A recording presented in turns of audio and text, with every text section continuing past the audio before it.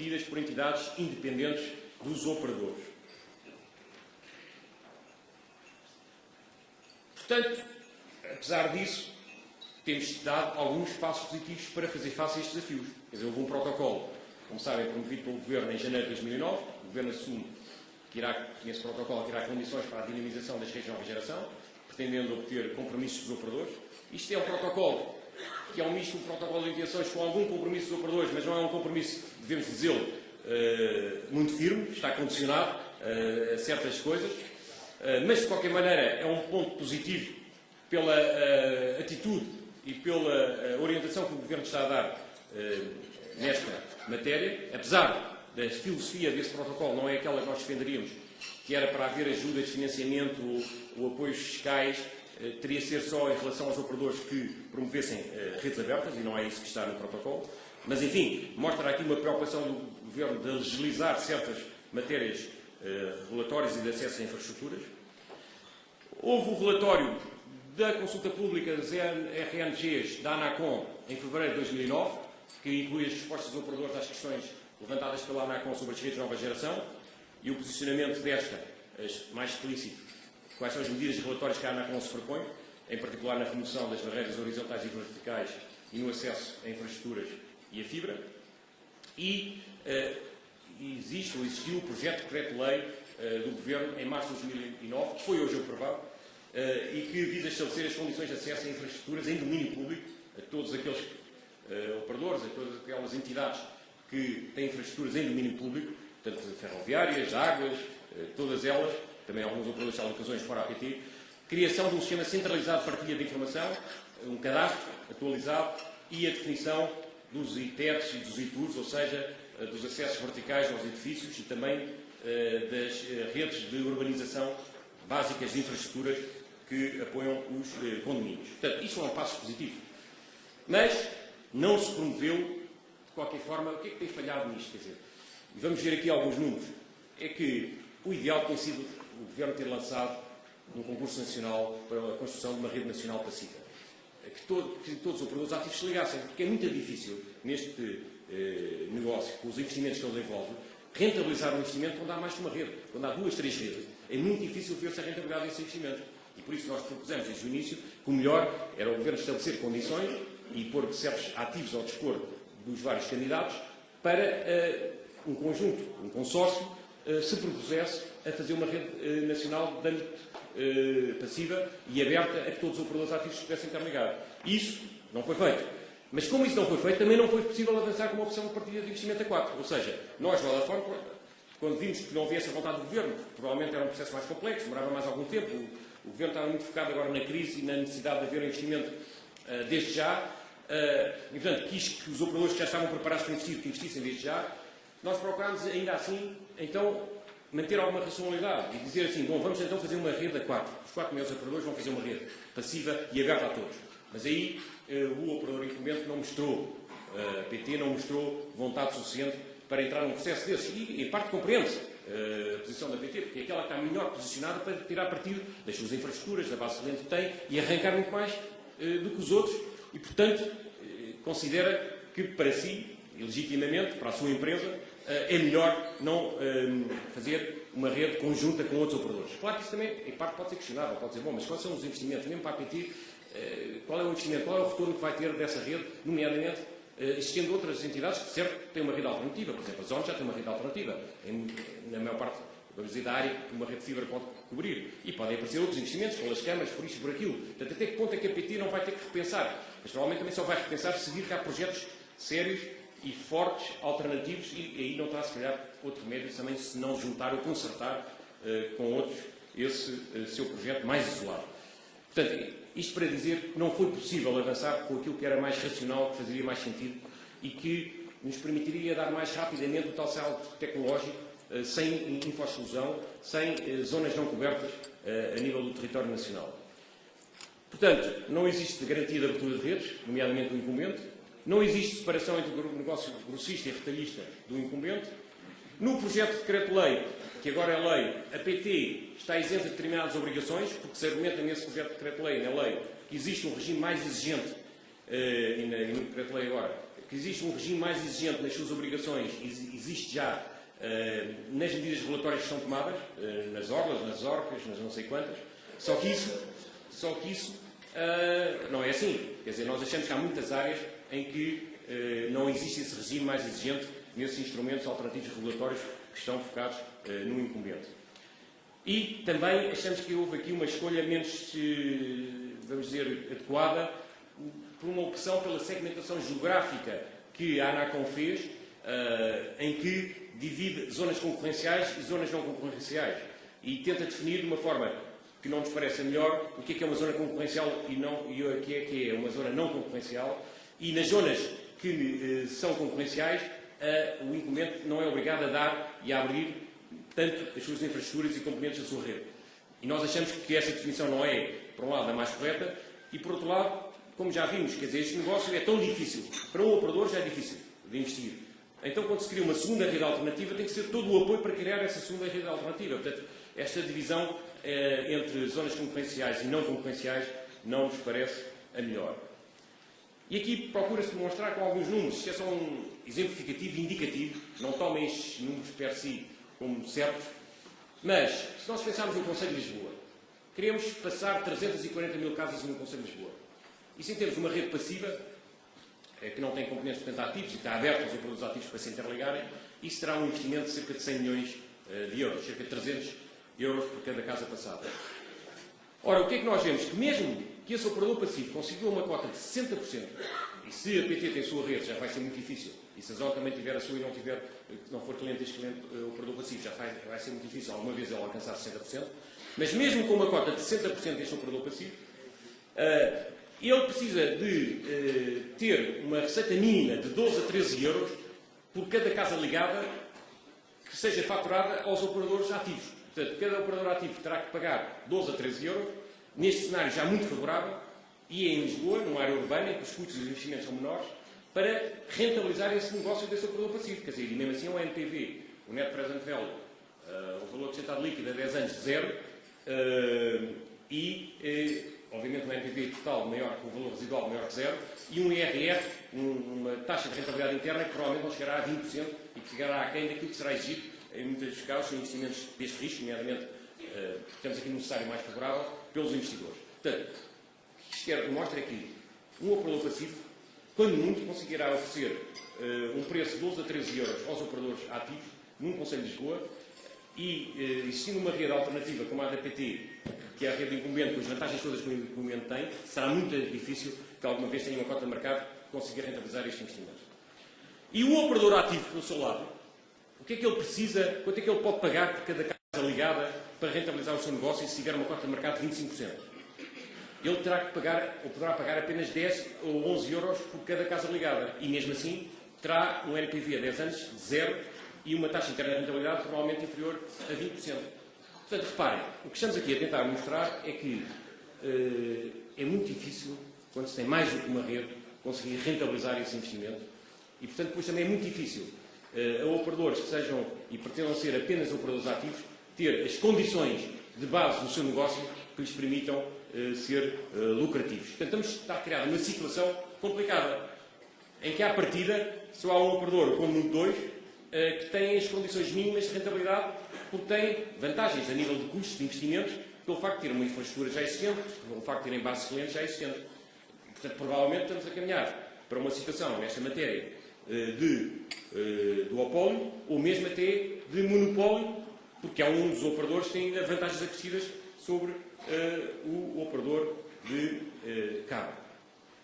E, portanto, o que se tenta aqui mostrar é que temos ali a PT azul, Itália 2008, cota de mercado, no mercado total fixo, portanto, no não móvel, chamado não móvel, e vemos que a PT tem, naturalmente, ainda pela entrada de novos operadores, descer um pouco a sua cota, está nos 56%, de cota no mercado de receita de mercado fixo, mas, isto é obviamente especulativamente, numa situação pior de risco, dadas estas dinâmicas de custos e de investimentos, a PT pode subir muito a sua cota neste mercado.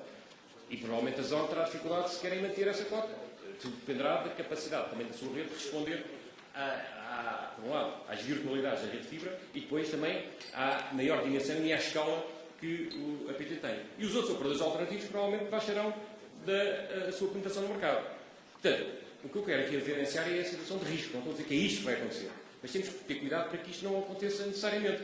Temos que ter cuidado para criar realmente uma rede de nova geração em Portugal que responda àquela nossa ambição do setor das telecomunicações ser um setor diferenciador em Portugal, que cria riqueza para o país, cria emprego sustentadamente e que, além disso, é um fator que atrai investimento nacional e estrangeiro, que rentabiliza esse investimento na componente que tem de prestação de serviços de telecomunicações aos vários investimentos que vierem a ser realizados em Portugal. Eu vou passar este e vou para a mensagem final. Mensagem final.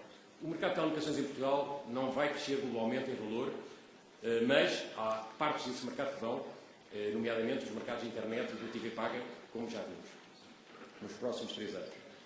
Mas apesar de não ir crescer em valor, não quer dizer que o mercado está estagnado em termos de não haver dinâmica, não haver inovação. Não, vai haver imensa inovação tecnológica, vai haver inovação a nível de marketing comercial, vai haver maior volume de tráfego, muito mais, só que a elasticidade muitas vezes é menor que nomeadamente no móvel e também no fixo. E vai haver muitos melhores preços. Portanto, obviamente que o cliente vai ganhar com isto tudo. Vai haver um ambiente que continuar a haver, como temos presenciado, um movimento de inovação tecnológica, de marketing e comercial. Mas existe o risco do processo das redes de nova geração não vir a acabar bem, pelas razões que já vos mostrei, porque há quem tem posições favoráveis, porque não há uma rede passiva nacional, apesar de haver agora alguns projetos municipais, mas também já vimos a dificuldade, com entidades privadas, destes projetos vingarem per si, mesmo numa zona como Lisboa. Porque mostrei aquele exemplo sobre Lisboa, se fosse mostrar o exemplo, no Porto já era pior. O investimento já não era 300 euros por casa passada, já era 400 ou 500. E se for para fora de Lisboa e Porto, poderá ser ainda pior. Portanto, a dificuldade de garantir aquela taxa, aquela montante para o operador ativo, só de pagar 10 ou 11 euros, ainda vai ser muito mais difícil que o operador passivo consiga garantir fora de Lisboa e do Porto.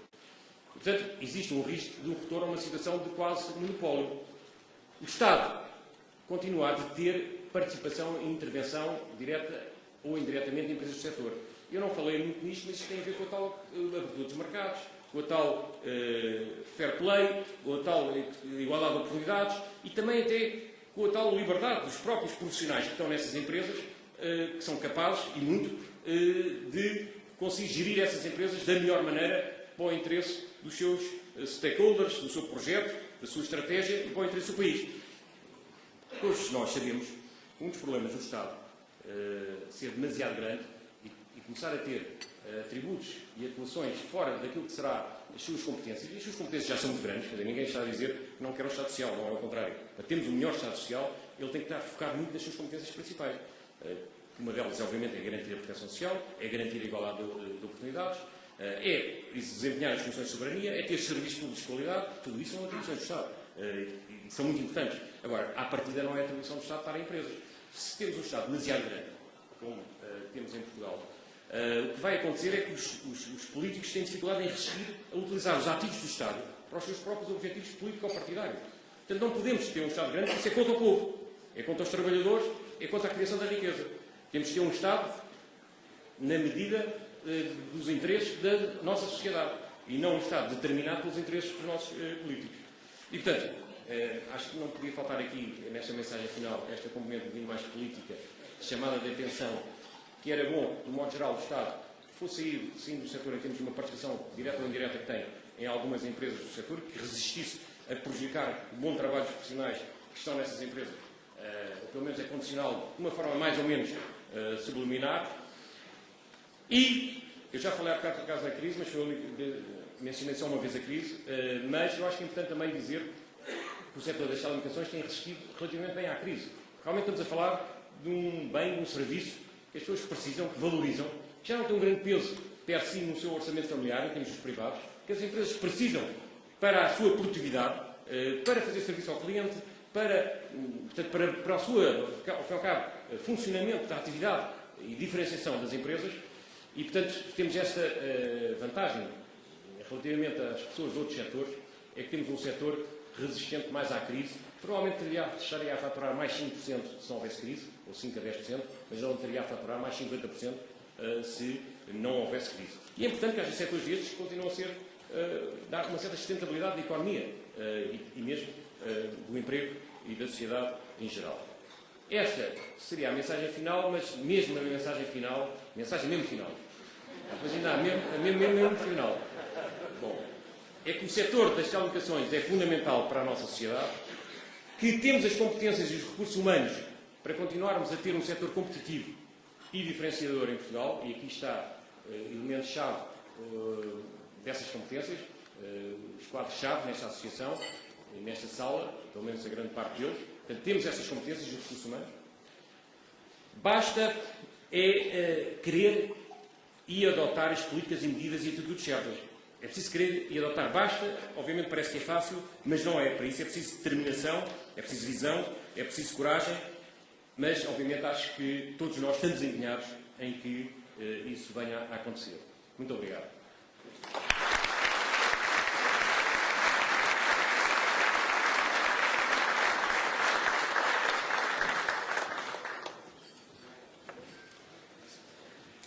O nosso orador convidado fez uma excelente intervenção, toda ela muito focada em questões concretas, e está agora aberto um período de debate, perguntas e respostas. Portanto, há um microfone na sala.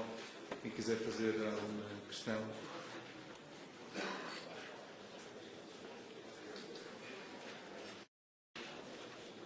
Quem é o primeiro?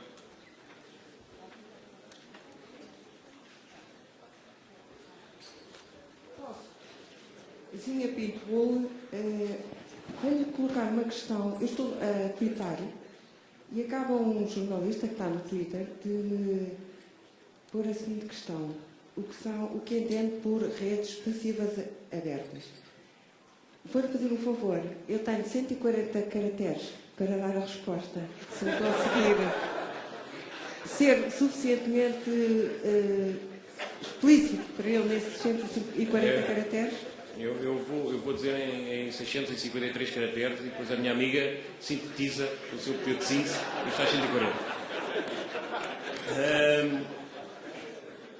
Redes passivas, nova geração, neste caso, são redes essencialmente de fibra, infraestrutura de base, que pode ser de fibra ou de cabo, que permite velocidades elevadas, e é uma infraestrutura de base na qual os operadores ativos, aqueles que desenvolvem os produtos e serviços, podem interligar com essa infraestrutura de base para depois prestar o seu serviço ao cliente.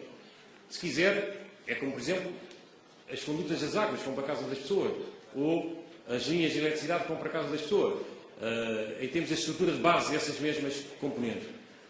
Ou as redes de caminho de ferro. Também não há duas redes de caminho de ferro. Eu já disse mais 653. Mas esta parte já não vale, já não conta-nos.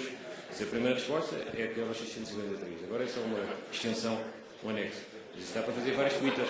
Pode twittar para umas 5 ou 6 vezes ou 10. Não sei, mas depois pode haver aqui mais pessoas que sabem explicar melhor que eu. Agora, quem quiser seguir este debate no Twitter, o hashtag é APDC. Isto é prova que atrás do blog. Jogava que era para as receitas da APDC. Não tem receitas disto.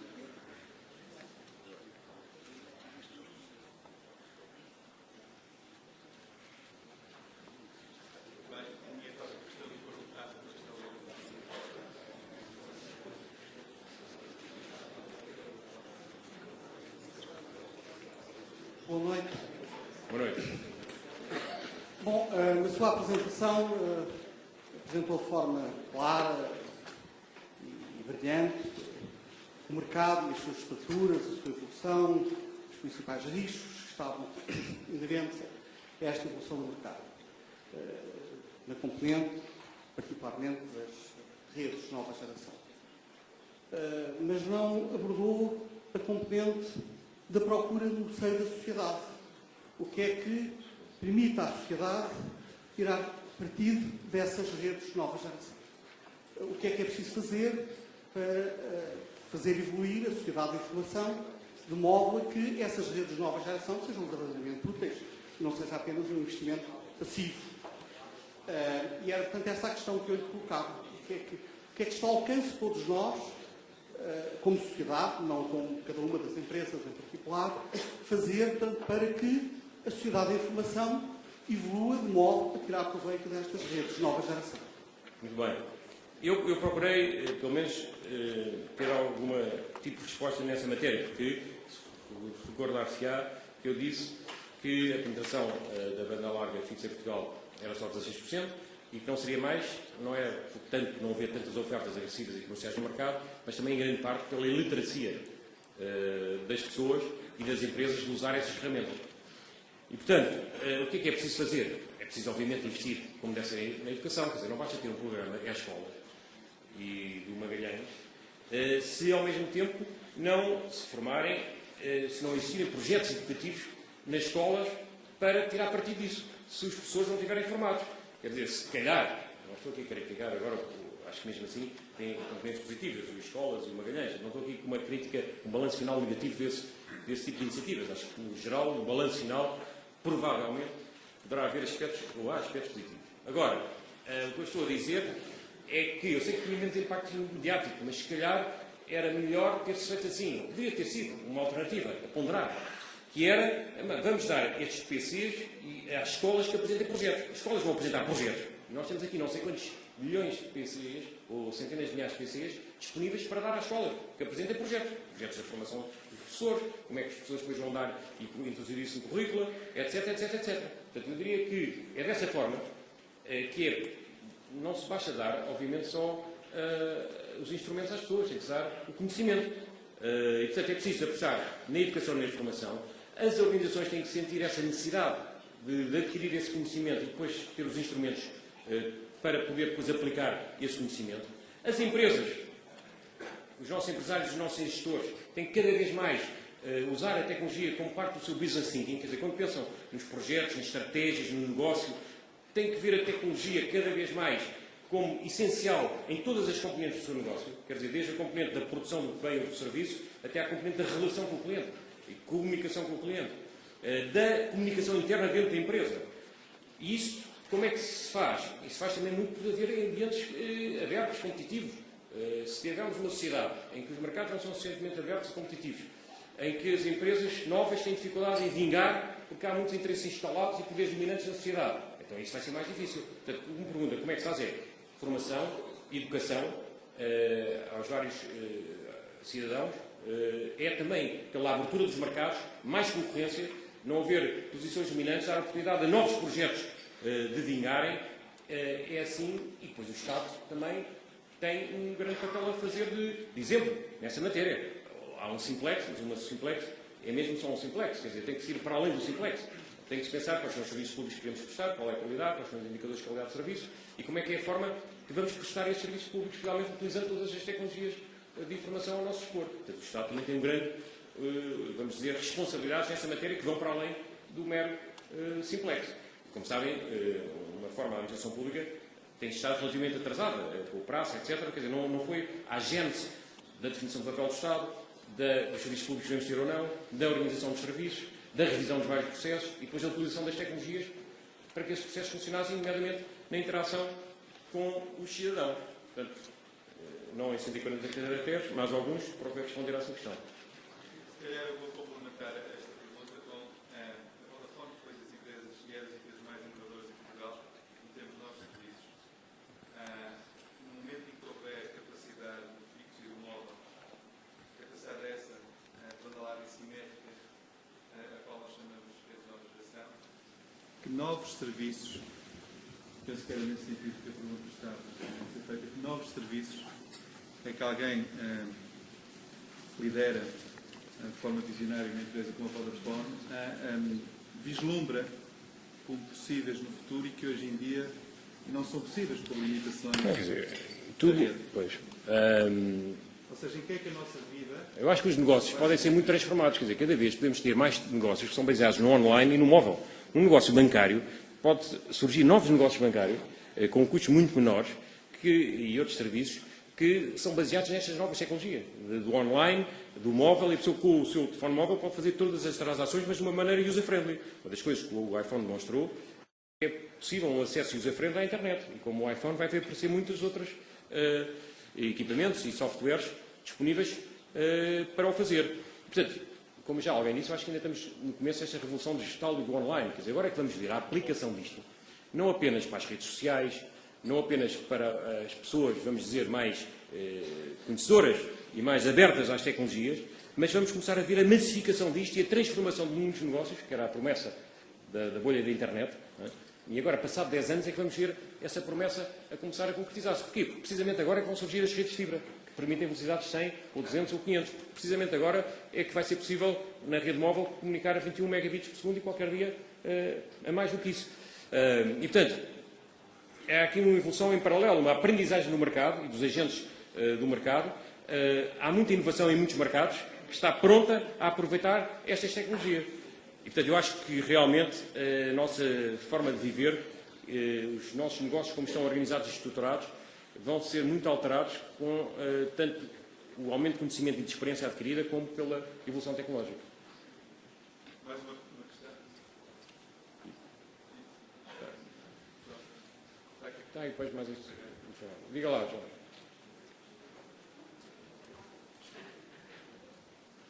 Jorge tem boa voz, não tem o microfone.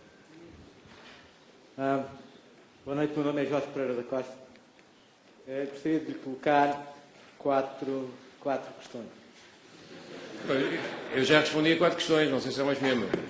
Também eram 4. Mas digam. Vou tentar ser É mais 50 diferente. minutos. Vou tentar ser diferente, então. Então vá, diga lá. Primeira questão é se acredita que a concorrencialidade futura no setor das telecomunicações é interplataformas no móvel, mas intraplataforma no fixo. Segunda questão é se devo entender das suas palavras que a proposta que fazia era de um operador único que integrasse as diversas redes existentes e, portanto, não percebi como é que se ultrapassariam os direitos de propriedade dos atuais 2 detentores das principais infraestruturas fixas. Terceira questão, percebi, ou se calhar entendi mal, que defende necessariamente que um duopólio produz piores resultados para o consumidor do que 3 operadores no mercado. E a quarta questão que lhe gostaria de colocar nesta matéria é... perdi-me, peço desculpa, esqueci a quarta. Deixe ficar com estas 3 que já são bastante. O Ferreira já fez a cara.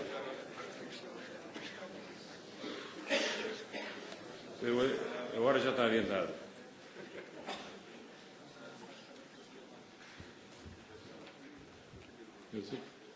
Em primeiro lugar, os parabéns pela intervenção, que, como de costume, foi uma boa sistematização do setor e da evolução do setor. Eu tinha só alguns comentários e uma pergunta. O primeiro comentário é para dizer que registro com satisfação que o resultado da consulta pública da ANACOM relativamente às redes de nova geração foi elencado como um dos aspectos positivos na sua intervenção. Eu registro com agrado e a ANACOM registra com agrado. O segundo comentário para dizer que também registramos os pedidos da Vodafone relativamente ao regulador e que são obra, ou seja, o refarming dos 900, mais espectro de dividendo digital e equilíbrio nos preços de terminação. Portanto, convenhamos que a pedir não deixa o crédito por mãos alheias. O terceiro comentário para dizer que, na posição que a ANACOM adotou relativamente às redes de nova geração, está previsto que haja uma rede aberta nas redes de nova geração, nas áreas não rentáveis. É isso que resulta da nossa posição, que tornámos pública, em que nós definimos que deveria haver zonas rentáveis e zonas não rentáveis, e nas zonas não rentáveis haverá algo idêntico com aquilo que identificou como rede passiva, se bem que com a particularidade de não haver inibição do detentor dessa rede passiva de prestar serviço em cima dele, que julgo que seria, ao contrário do que julgo que seria a sua abordagem. E, finalmente, a pergunta para saber se equacionaria a possibilidade de, no lançamento do LTE em Portugal, haver uma rede passiva nos móveis. Muito bem. Bom, em relação aqui ao nosso amigo Jorge, sobre a concorrência futura, o que eu percebi da sua pergunta é se a concorrência depois vai se dar entre móveis ou entre móveis e fixos, ou do misto, de operadores convergentes, fixos e móveis. Quer dizer, eu acho que a concorrência se vai dar em todos esses vários níveis.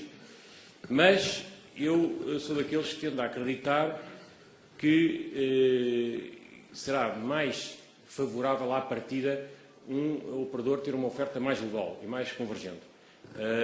E, portanto, acho que pode haver operador só móvel, mas tem que ter realmente uma escala e uma competência e uma vantagem diferenciadora tal e apostar e investir de tal modo de estarem na linha da frente, por exemplo, nessa evolução da velocidade, do LTE, quer dizer, também tem os seus riscos se houver essa estratégia a ser seguida. Mas só acredito que uma estratégia pura móvel se realmente for uma estratégia apostada numa liderança completa e em todas as vertentes do negócio móvel. E que acho que não é necessariamente fácil que se garanta. E, portanto, eu tendo mais a acreditar, isto obviamente depois depende das situações de partida, de mercado para mercado, mas, por exemplo, num mercado como Portugal, tendo mais a acreditar numa estratégia mais integrada do fixo com o móvel, que, aliás, a Vodafone tem procurado prosseguir, por isso temos a oferta fixa do ADSL e teremos o IPTV. A questão que pode sempre colocar é, bom, mas não podíamos ainda ser mais agressivos. E, se calhar, a tendência nossa e nacional seria sermos mais agressivos ainda nessa expansão e na contribuição para a consolidação do setor. Mas, às vezes, como sabem, os desejos não são sempre realizados na vida. Desde pequeninos que aprendemos essas matérias. Em relação ao tal questão do operador, como é que isto funcionava? Repare, quando nós defendemos essa questão do operador único passivo, obviamente não é para fazer um monopólio, tem que haver logo um concurso à partida para esse operador. Não é? E tem que haver uma regulação e uma fiscalização desse operador. Agora, o que ia acontecer é que se houvesse esse operador, se houvesse esse concurso, se o Estado pusesse certos ativos ao dispor desse operador, eventualmente até alguns incentivos para a realização, porque aí havia custos dessa rede passiva de serviço universal, o que eu acho é que os outros operadores existentes tinham que se ligar a essa rede. Quer dizer, era uma dinâmica tal, era um montante tal de investimento, que, quer dizer, eram ultrapassados. Aí, tanto a PT como a Zone percebiam que era ali que tinham que estar. Porque não valia a pena estar a investir, porque eram cilindrados pela tal rede passiva nacional que ia ligar 3,6 milhões de casas e custava o investimento de 2,5 bilhões. Mas porquê? Porque ia ser criada, era uma aposta nacional. Repare, estamos a falar de uma coisa que custa menos que o TGV. E custa menos que outras coisas que têm sido gastas no nosso país. Portanto, e que é algo que vai ter que acontecer mais tarde ou mais cedo. Porque, repare, custa menos do que fazer redes a aplicar e a quadruplicar. E, portanto, seria uma concorrência desde logo no concurso em si, e depois tinha que haver uma fiscalização, uma regulação, e se calhar esses ativos até a partir de certa altura passavam para a posse do Estado, para a propriedade do Estado, essa rede passiva. Precisamente para não haver aí, porque há certas coisas que têm que ser propriedade do Estado, obviamente. Os tribunais têm que ser propriedade, não os edifícios, mas os tribunais em si, a justiça é um dos deveres de soberania, por exemplo, que tem que ser assumida pelo próprio Estado. Portanto, eu tenho uma inspiração liberal, mas sou profundamente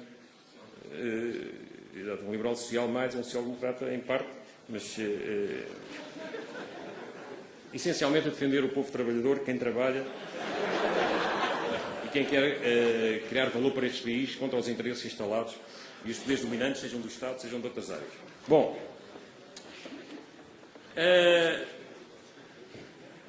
agora não sei se já me perdi, foi na terceira questão que me pegou. Não. Em relação à questão de o que é que produz melhores resultados, se é 2 operadores no mercado, ou 3 ou 4 operadores.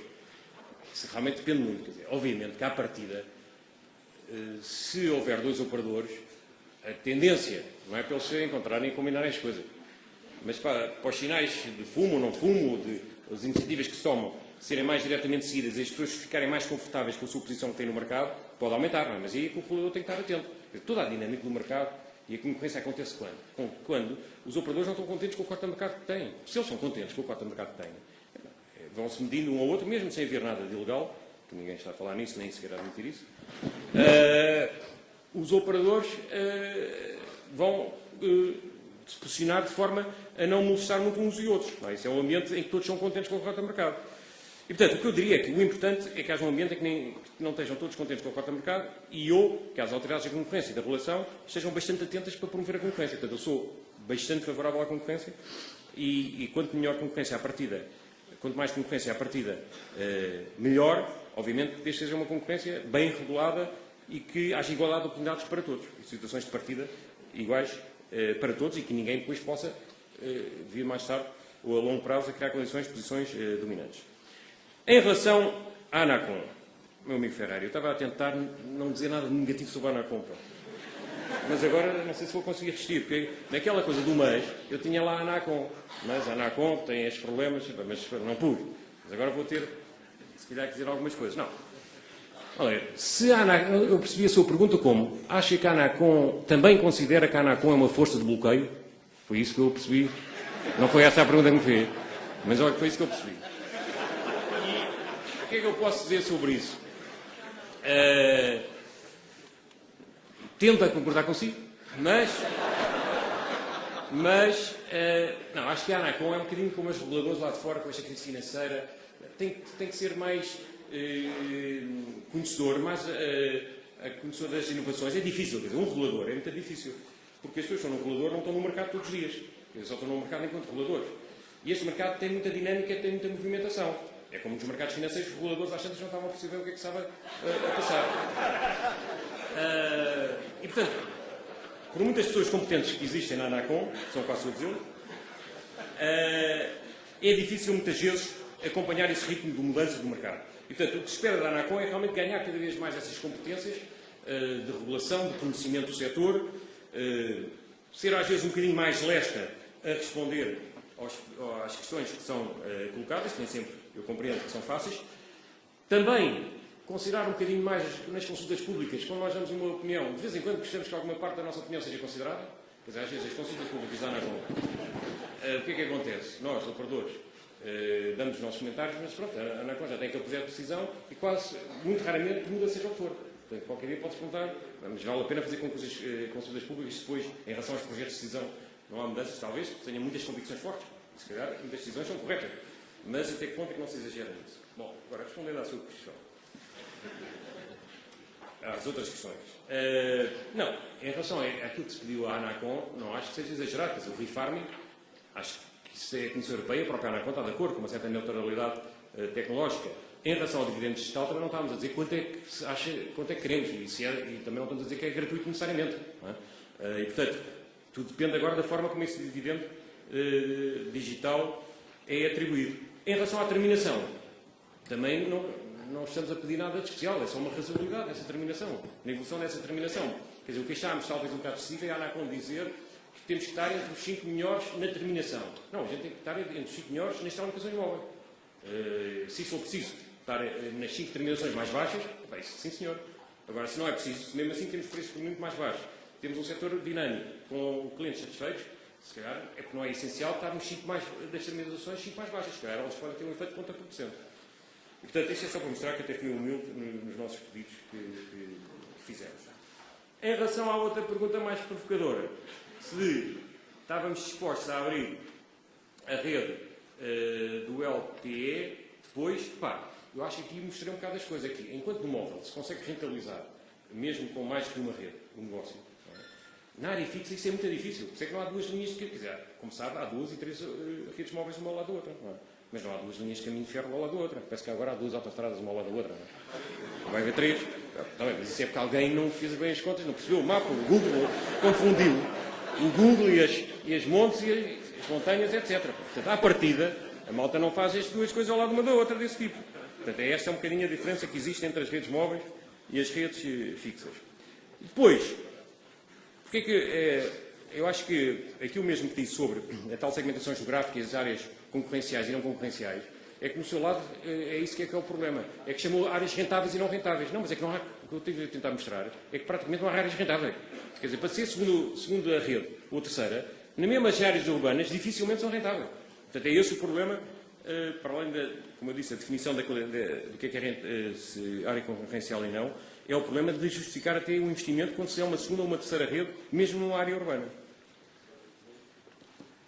Não sei se há mais alguma questão. Eu gostaria se não houver mais nenhuma questão, de encerrar, agradecendo em nome da APDC e em nome também daqueles que apoiaram para a possível apresentar a vivacidade, a frontalidade, o bom humor e, sobretudo, o espírito livre do António Carrapatoso. Eu penso que aquilo que ele provou hoje é muito a razão pela qual está com tanto sucesso ao longo destes anos à frente daquilo que é um dos mais prestigiados operadores nacionais da rede Vodafone. Portanto, muito obrigado. Obrigado eu. E continuação de ótimo trabalho. Obrigado. Muito obrigado.